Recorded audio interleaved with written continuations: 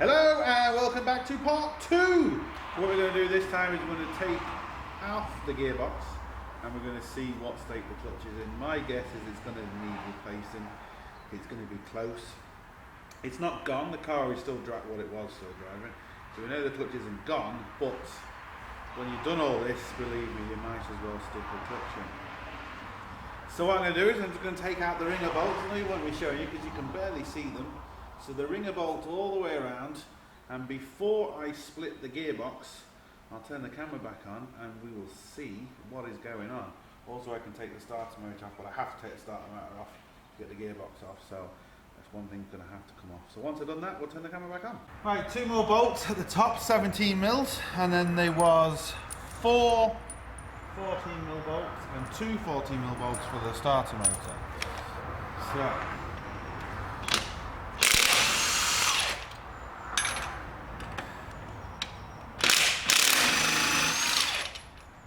40. Now theoretically this gearbox should now be away from the engine. Once I get the gearbox off, I'll show you the 3 bolts that I took off for the gear linkages. This is going to lift up, put it around the exhaust. That's it.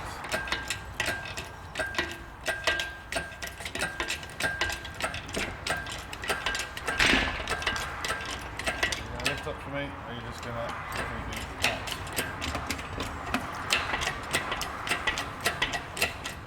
No, this is not gonna work. This is not gonna work. You have to be careful, the engine's at a bit of a funny angle, and as soon as it pops out, it could flip up again. There. The gearbox is now popped, and that's what I was worried about. Right, gearbox off. So what do we think about the clutch? Now, without even taking it off, I can tell you it's going to need replacing. And the way I can do that is because of the fingers of the clutch. They're not flat. And I'll show you that in a second. Right, already I can see in there just all the dust, the clutch dust. So yeah, we're going to need a new clutch. I will take it off, but we're going to need a new clutch. These are the 3 bolts I was telling you about, which then come around here, you will see bolt onto there, so the whole gear linkage cables will come off with the bracket. It's just so much easier, in my opinion, to do that. Just like I thought, the clutch is no good. The guy did say it's had a hard life. I mean, he goes off trails where you really need a 4x4, to be honest. And one time went up and he had to go up in reverse because the car couldn't get traction. So, you can see the shininess of the edge here. It's all folded back, it's completely gone there, and it's really close to the rivet. So it's unevenly worn. You even see it's kind of lumping chunks out here, and you can see how unevenly worn it is because there's no lines here and there's lines all the way around. So this also, as you can see, if the camera's going to show it, just how warped that is, in the sense of inside here it's heated up and there's a huge lip, so you kind of see it there, just how uneven it is. You see the grooves and the lines that are in it. So yeah, just no good. Absolutely pointless putting this back in because this clutch doesn't have a long time left on it, and it's going to be 3 or 4 times more expensive to do it when it's in the car. So I've now got to ring the customer, tell him, order a clutch. So this is going to delay this now. Yeah, the joys. Right, we are just waiting for the clutch. As always, we seem to be waiting for parts. This is our good engine. What I'm going to do is I'm just going to take all the wiring off this, just because it's just going to make it easier for me. It's all been cut and just absolutely, yeah, just been slaughtered. So we're going to take all that off. But the reason why I left it on this engine is because, like I said, I like to leave it on the engine, but it also gives us the direction of where it goes. So what I'm going to do, the likes of these pipes that are easy to get to, I'm just going to take them off. But the ones that are hard, for example, this one under here, I know I can take that one off and put it straight on the new engine, and I know what angle it needs to be. I'm just going to put some marks here, Tipex marks there, so I know what angle it's going to be at the new engine. Then I'm just going to take likes of the starter motor's off, the alternator's off, air conditioning pump. Again, it's just like 3 or 4 12 mils or 14 mils depending, with a bit of a mixture. No point in really showing because it's just a couple of simple bolts. Once I kind of get all that transplanted onto the new engine, we will continue. What you want to do is keep everything separate. Everything you take off the old engine, it's very easy to get confused with the new engine. You might think, well, where's that pipe go, where's that connection go, but it's off the old engine. To keep all that to one side. If you get a wiring loom like this, even though it's been hacked up to pieces, there's a lot of good stuff on here. There's a lot of connections and stuff you can use as pigtails if you want to test something. For example, where is it? Can't see, just down there. We have all the coil plug connections, so if you want to make a pigtail for that or anything like that, you have a lot of really good handy connections. You can see I started putting some pipes on. Still got a few pipes to put on. The likes of this, I don't understand this. Why cut that? It's an awkward pipe to get to even when the engine is out. And it's a little bit longer, and there's connection there, and they've essentially cut it. It just doesn't make sense. So what I'm going to do next is just take off the manifold. You have to be careful with the manifold because the bolts can be rusty, you can break them. I'm not worried about that engine. I'm more worried about this engine, but we've got the manifold off this engine, no problem at all. So if we break studs and bolts on that engine, I really don't care because it's not really going to affect us.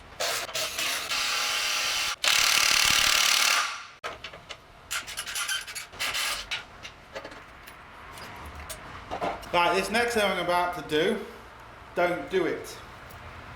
Because this is where you could really have an issue with breaking bolts, but we don't care because we know the ones on the other engine, all the studs are okay.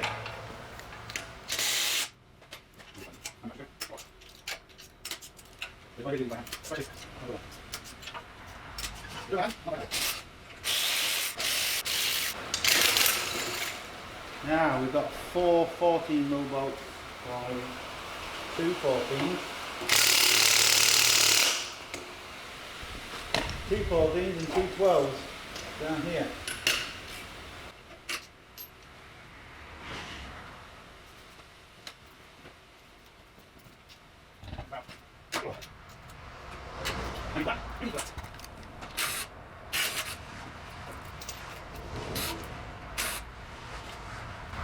Now, like everything, new manifold, all the works.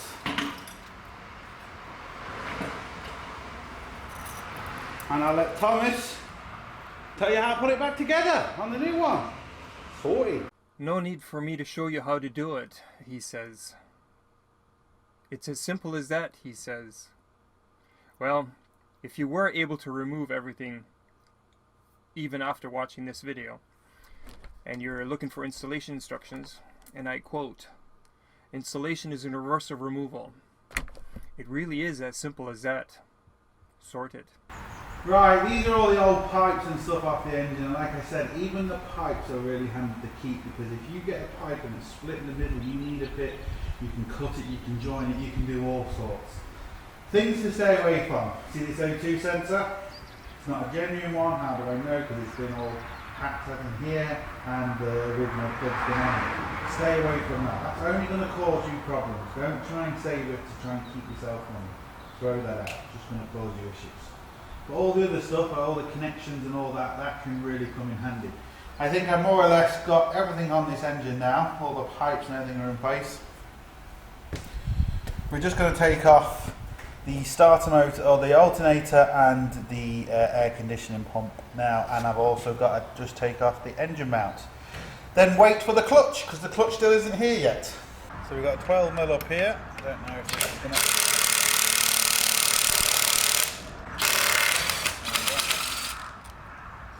12 mils on here.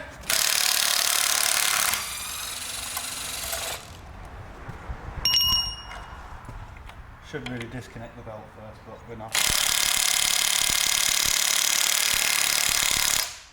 Tight.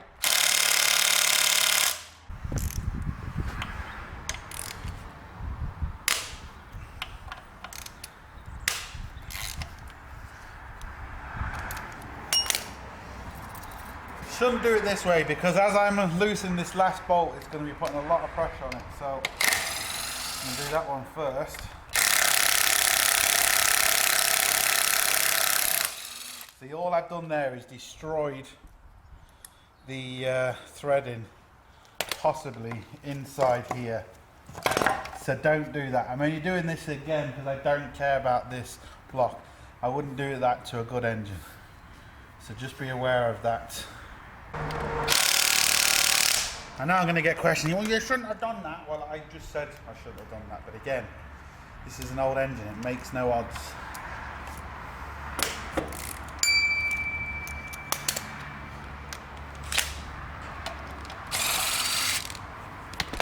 Ah, how easy is that?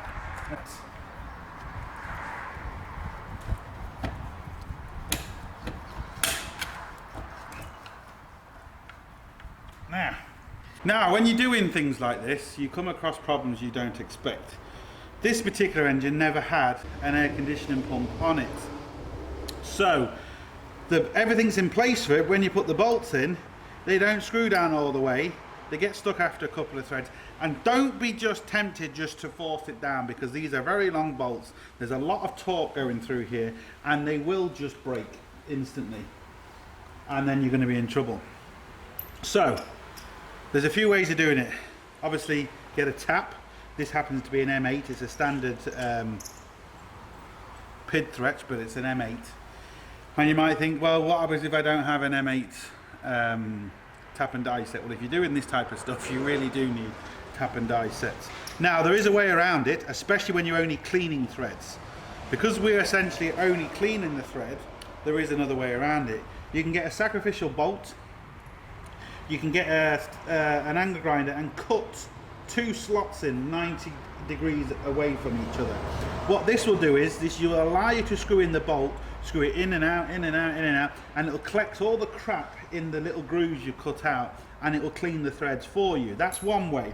Another way is to get a tap. Now this isn't the correct tap in the sense of this is just because the threads don't go all the way down to the end, but it'll do what we need to do. So we can just put it in. Again, we're only cleaning the threads, so we don't really, with a special tap in it, we don't really need to keep going in and out, unless it's really, really tight. But we can just screw this all the way down. Should go down quite easy, which it is doing. This is the things that just stop you. You can't, or delay you, sorry. It's just one of them things. So once that's gone all the way down to the edge, we'll just take it back out. Let's just see how much crap has actually come out of that. You can see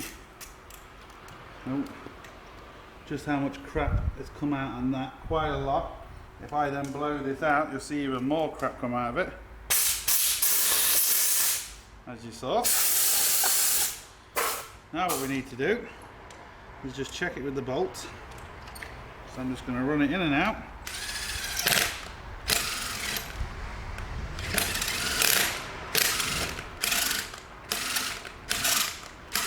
That's nice, but look how much crap even comes out after that. Now we can safely put it back on. Only took a couple of seconds to do them all. The right tool for the job, but like I said, in this particular case, because we're just cleaning the thread, you can get another bolt and just cut some slits in it, and that will do the same thing, just a little bit longer it'll take you than this fella. And there we go. We can now shove this back on, and we're still waiting for our clutch. Okay, so our clutch has finally arrived. We've gone from an Exidi 3-piece clutch, which is a really, really good clutch, as you can see, all made in Japan, made in Japan, made in Japan. So it's not a cheap clutch, it's a good quality clutch. Don't buy cheap things because you will just not get your use out of it, I'm telling you. So we've got a good clutch. This goes in, this is just the bearing on the gearbox, kind of twist in, just release them and it slots in. I'll do that because I can't really film that, it's too awkward. And I've shown this on lots of my videos, but I'll also show you how to line up the clutch. Just be aware that you do have, if you look there how thick it sticks out, there is a gearbox side. Sometimes it says gearbox side on it, transmission side here, gearbox side, but if it doesn't, just put the big side to the gearbox. So I'll show you all that in a second. Just let me just pop this fella in and then we'll line up this. Okay, now I looked at this clutch when I originally took it out and it just doesn't look right. There's too many springs on it. I don't know if it's the right clutch for the car. But anyway, it did work and he didn't complain about it not working, but it is what it is. So this is the clutch tool I'm using. Very, very cheap and never ever failed me. And what I said about the clutch side of the gearbox, you can see how much thicker that is on one side than the other. This goes to the gearbox side. So in other words, when this goes on, the gearbox comes from this way, gearbox side. The other side would be the engine side. So what we need to do is put this through. Very simple. Just goes through the hole. And I'll say it's simple. We don't want to go through now.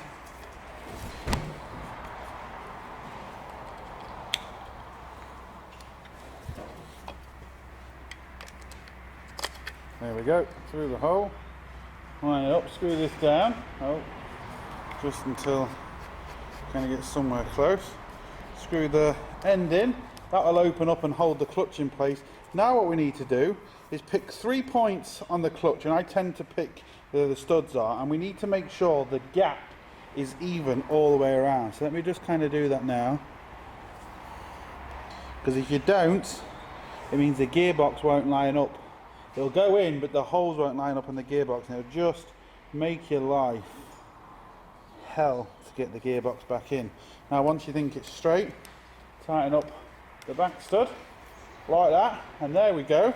One clutch plate centered inside the pressure plate. And now 6 bolts, put that back in, sorted. Jobs are good, and so I'm just going to bang the 6 bolts on this, and then we get the gearbox back on. Now I don't know if you remember I was saying before about the fingers being flat. You can see the fingers are flat on here. Just by me screwing it in, you can see how much of a gap there was. This was pressed up against there because the pressure plate is now obviously under pressure. The fingers are level, which means, you know, you can tell the clutch is good without even looking at it. And then this just comes out just like that. It's a bit stiff, but it will come out. And anyway, we'll get that out in a second. Let's push that back through, I think, like that, and then put it down. There we go. And now we can put the gearbox back on. This should be one of the easiest gearboxes you'll ever fit. And what I mean by that is not a Corolla, but the fact that it's on the ground. And you're not fighting inside an engine bay. So, if I can grab this properly, which I can't at the minute.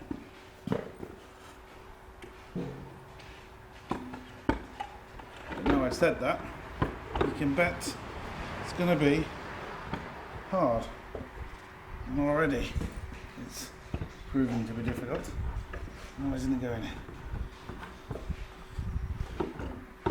There we go. I'm not going in at the bottom. I think my exhaust bracket is in the way. Let me sort that out first. Now, kind of get down a bit. Now the exhaust that I was holding the engine up with shouldn't be in my way.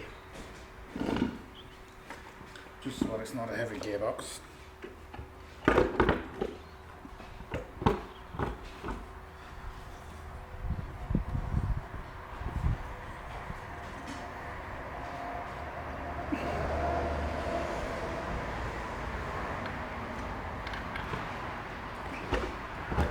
Wow, why doesn't this want to go in?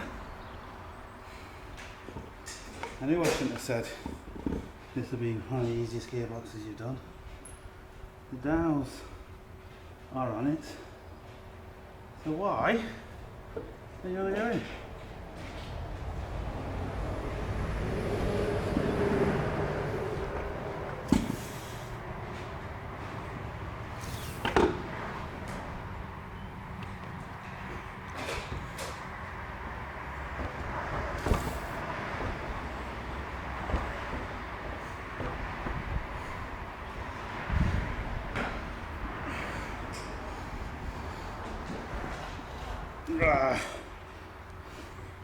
Typical.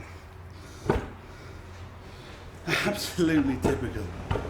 Anyway, look, there's no point me struggling on camera. All I'm doing is trying to line up this and put a couple of bolts in. I should maybe set this up on the engine crane and give myself a lot more room. Anyway, once I got it on, we'll continue. Now, I've got the engine set up a lot better. A lot more room. So this now should be relatively easy. But again, now I've said that, it's not going to be. Look at that, in straight away. There we go. Just goes to show when you've got it sorted properly, how easy it should go in. The engine mount or the gearbox mount this side down here was hitting the ground and causing me all sorts of problems. So it's in. See a bolt on the bottom.